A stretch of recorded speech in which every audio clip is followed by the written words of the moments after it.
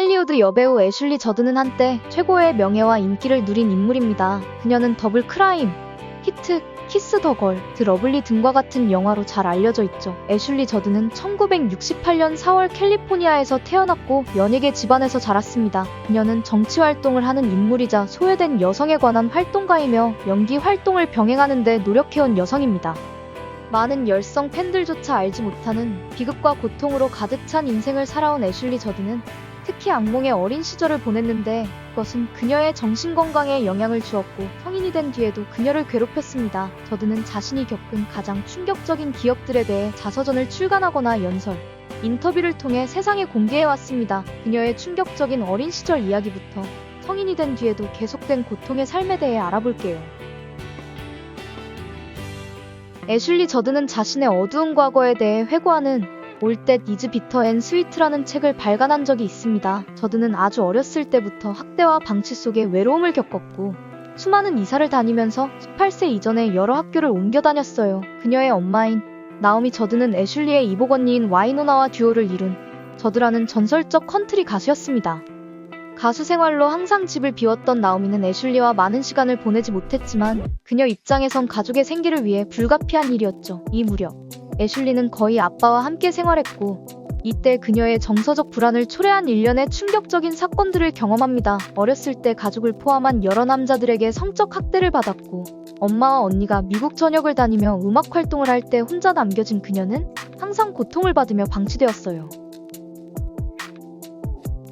애슐리 저드는 그녀의 언니인 와이노나 저드와 오랜 기간 갈등을 겪었습니다. 2013년엔 자신의 언니가 자신을 불법적으로 염탐한다며 공개적으로 비난했어요. 당시 차에서 추적 장치를 발견하고 당황한 애슐리는 곧바로 경찰서로 갔고 이것이 자신과 양육권 싸움을 벌이고 있던 이복 언니 와이노나의 짓이라고 굳게 믿었습니다. 약물 문제로 조카와 그녀의 언니가 갈등을 겪었고 이때 조카가 애슐리와 함께 지냈으며 이 일을 계기로 양육권을 두고 법정 싸움을 벌이고 있던 자매의 상황은 최악이었습니다. 두 사람은 와이노나의 2012년 결혼식에 애슐리가 초대받지 못한 것을 포함해 여러모로 사이가 좋지 않았습니다.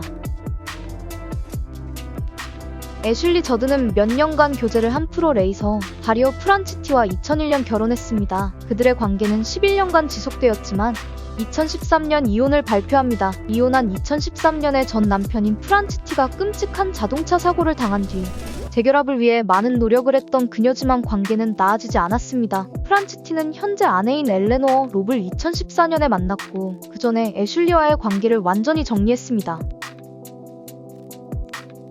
애슐리 저드는 온라인에서 성형괴물이 되었다는 비난을 종종 받아왔습니다. 2012년 심한 통증을 치료하기 위해 스테로이드와 같은 약물 치료를 받고 얼굴이 퉁퉁 부은 애슐리의 얼굴은 이슈가 될 정도로 많은 논란을 불러일으켰고 사람들의 수많은 악플이 이어졌습니다. 애슐리는 신뢰할 만한 언론사들조차 본인에게 확인도 없이 사실인 것처럼 기사를 썼다며 강력하게 비난했고 사회가 판단하는 외모의 조건이 가혹하다는 글도 남겼어요.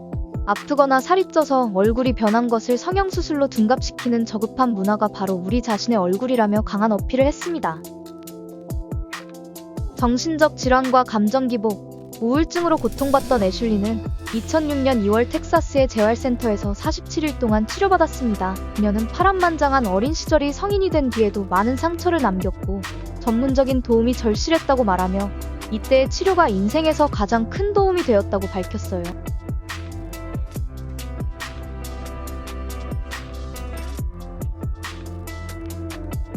어릴 때의 성적 학대와 여러 가지 힘든 경험들에 대해 애슐리 저드는 끝없이 이야기하기로 했습니다. 프로듀서 하비 와인스타인의 미투 운동 시발점이기도 한 그녀는 성폭력 예방을 위해 목소리를 높입니다. 7세 때 처음 성추행을 당했고 그 뒤 10대 때 가족과 지인들에게 여러 번의 성폭행을 당한 그녀는 이러한 경험으로 자신을 자책하고 사실을 숨기는 여성들에게 길을 열어주기 위해 자신의 이야기를 공개하기로 결정했다고 말했습니다.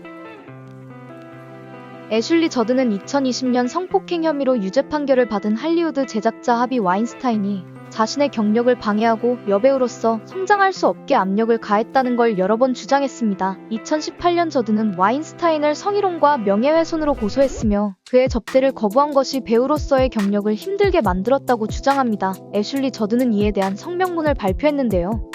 와인스타인의 가학행위는 영화 및 연예계에 종사하는 배우 지망생과 많은 사람들에게 끝없는 피해를 입혔습니다. 여러 사람들의 경험에서 나온 명백한 사실들이 있는데도 그는 거짓 진술로 일관하며 또 다른 피해자들을 만들고 있습니다. 하비 와인스타인은 반드시 처벌받아야 합니다. 와인스타인의 대변인은 모든 혐의를 부인했으며 그가 저드에게 가했다는 압박 모두 사실이 아니라고 주장했습니다. 2018년에 저드의 소송이 기각되었지만 이후 다수의 강간 혐의와 1급 범죄 혐의로 기소된 그는 2020년, 23년의 징역형을 선고받습니다. 저드는 이 일이 같은 정의를 추구하는 여러 여성들과 자신에게 쥐어진 승리였다고 말했습니다.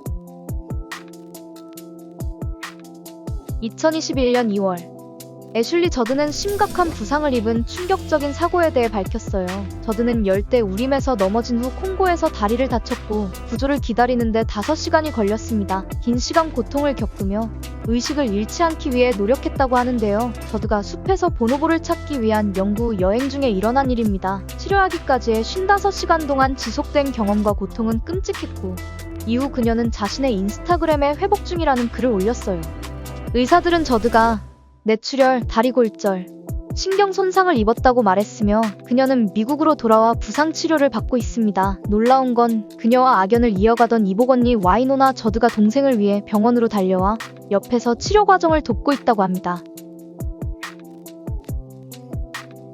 만성 통증은 애슐리 저드에게 낯선 단어가 아니에요. 그녀는 오랜 시간 심한 편두통과 쇠약증으로 고통을 겪었고 통증을 멈추기 위해 노력했습니다. 그녀가 겪고 있는 고통에 대한 표준 치료가 보톡스이며 치료 비용은 보험으로 충당된다고 합니다. 저드는 또한 그녀가 겪고 있는 통증 치료의 부작용으로 체중 증가가 나타났지만 이것에 대한 고민은 없으며 외모에 대한 모든 댓글이 우스꽝스러운 오해에서 비롯됐기 때문에 어떤 비방이든 이젠 신경 쓰지 않을 거라고 말했어요. 애슐리 저드는 연기뿐만 아니라 정치를 포함한 다른 영역에서도 활동을 하기 위해 노력했습니다. 안타깝지만 그녀의 정치 경력은 성공적이지 못했고 대중들에게도 깊은 인상을 남기지 못했어요. 그녀는 2014년 미국 상원에 진출하기 위해 진지하게 고민했지만 다수의 사람들은 저드의 자유분방함이 정치와는 맞지 않다고 생각했습니다. 그녀의 정치계 진출에는 켄터키주의 영향력 있는 인물들로부터의 지원이 필요했지만 상황은 간단하지 않았습니다. 버락 오바마 전 대통령과 같은 강력한 인물의 지지는 받았지만 보좌관들과 많은 정치인들은 그녀의 경험 부족을 문제 삼았고 정치인으로서의 가능성도 높게 평가하지 않았어요. 이 모든 상황을 알면서도 상원에 출마하기를 원했지만 현실을 받아들여 나중에 그녀는 출마를 포기했습니다.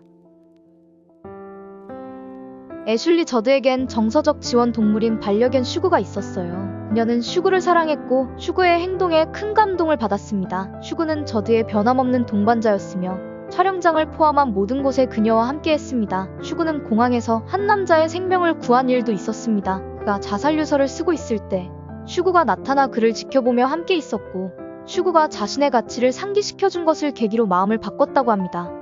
이 일은 그의 정신적 문제를 치료하는 전환점이 되었고 저드와 연락하며 자신의 상태가 얼마나 호전되고 있는지 늘 알려줬다고 합니다. 슈그가 구름다리를 건너고 큰 상실감을 겪었지만 생전 그녀에게 가르쳐준 슈그의 모든 교훈에 감사한다고 말합니다. 모든 얘기를 판단하지 않고 들어주며 존재하는 것만으로 위안이 되고 있는 그대로의 모습을 사랑해주는 감동의 존재라고 얘기했어요. 애슐리 저드의 2011년 회고록에서 그녀는 어린 시절 그녀의 어머니가 자신을 방임했으며 계부와 함께 자신과 이복 언니인 와이노나 저드 앞에서 성적으로 부적절한 행위를 했다고 밝힌 바 있습니다. 하지만 2022년 4월 엄마인 나오미가 평생 겪었던 정신질환 문제로 죽음을 맞이한 이후 그녀는 엄마와의 관계 회복은 오래전에 이루어졌으며 이젠 그녀를 이해한다며 나에 대한 모든 죄책감을 놓고 편안히 가시길 바란다는 말을 전했어요. 전설적 컨트리 가수인 나오미 저드의 공식 사인은 밝혀지지 않았지만 딸들인 애슐리와 와이노나는 정신적인 문제로 사망했다는 입장을 밝혔습니다. 오늘 준비한 스토리는 여기까지고요. 곧 돌아오겠습니다. 시청해주셔서 감사해요.